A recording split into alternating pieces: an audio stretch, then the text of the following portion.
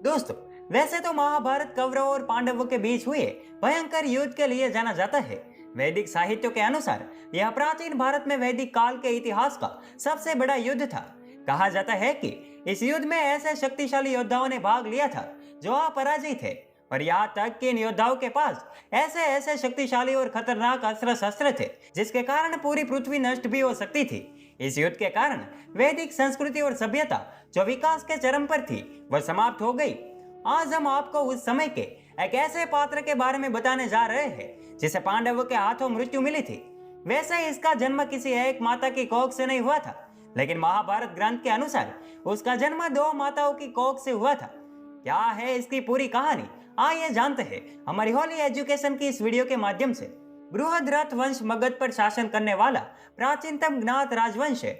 महाभारत व पुराणों से ज्ञात होता है कि प्रागैतिहासिक काल में चैदिराज वसुके के 5 पुत्रों में सबसे बड़े पुत्र बृहद्रथ ने गिरिव्रज को राजधानी बनाकर मगध में अपना स्वतंत्र राज्य स्थापित किया था।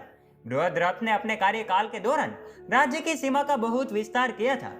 वही राजा बृहद्रथ है जिसने ऋषभ नामक राक्षस का वध किया और उसकी खाल से 3 वाद्य ढोल बनवाए थे।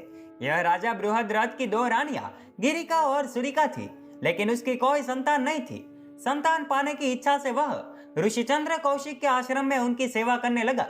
कई साल तक सेवा करने के बाद एक दिन चंद्र कौशिक ऋषि ने प्रसन्न होकर उन्हें एक वरदान मांगने को कहा।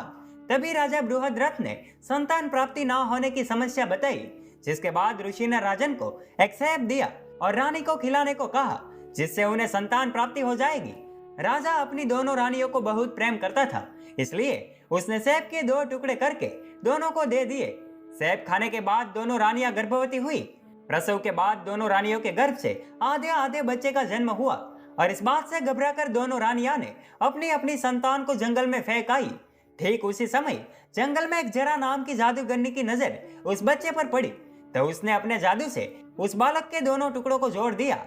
राजा बृहद्रथ को जब यह बात पता चली तो उसने अपने बच्चे का नाम उसी जादूगरनी के नाम पर जरासंध रख दिया। हरिवंश पुराण से ज्ञात होता है कि जरासंध ने काशी, कौशल, चेदी, मालवा, विदेह, अंग, वंग, कलिंग, पांड्य, सौबीर, मद्र, कश्मीर और गांधार के राजाओं को परास्त किया था। इसी कारण पुराणों में जरासंध को महाबाहु, महाबली और देवेंद्र के समान तेज वाला कहा गया है। और वही जरासंध है जिसकी दोनों पुत्रियों अस्थि और प्राप्ति का विवाह मथुरा के नरेश कंस के साथ हुआ था। भगवान श्री कृष्ण द्वारा किए गए कंस के वध का प्रतिशोध लेने के लिए 17 बार मथुरा पर चढ़ाई की, जिसके कारण भगवान श्री कृष्ण को मथुरा छोड़कर जाना पड़ा था। कृष्ण के साथ हुए आपसी मतभेद के चलते यह बात तो पक्की थी कि जरासंध दुर्योधन के खेमे में रहकर युद्ध करने वाला था। इसलिए कृष्ण, भीम और अर्जुन ने ब्राह्मण के वेश में मगध की यात्रा की और जरासंध से मुलाकात की। औपचारिक मुलाकात के बाद जरासंध ने उनके इरादों के बारे में पूछा।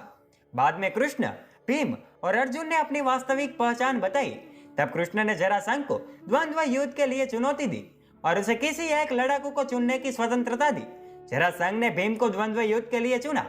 भीम और जरासंध दोनों ही कुशल पहलवान थे। कई दिनों तक द्वंद्व युद्ध चलता रहा और दोनों में से कोई भी हार मानने को तैयार ही नहीं था। काफी देर तक युद्ध करने के बाद जरासंध थक गया। तब कृष्ण ने भीम को संकेत दिया कि थकान होने पर बहुत जोर से दबाने पर व्यक्ति की मृत्यु भी हो सकती है।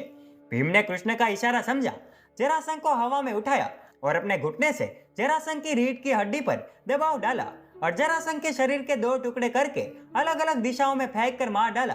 तो दोस्तों, महाभारत के इस योद्धा के बारे में जानकर आपको कैसा लगा, हमें कमेंट करके जरूर बताएं। और दोस्तों, अगर आपको ये वीडियो पसंद आया हो तो इस वीडियो को शेयर करो, लाइक करो, और ऐसे ही मजेदार वीडियो को देखने के लिए हमारे फेसबुक पेज को फॉलो जरूर कीजिए और हमारे यूट्यूब चैनल को सब्सक्राइब करके बेल आइकन दबाना मत भूलें। धन्यवाद।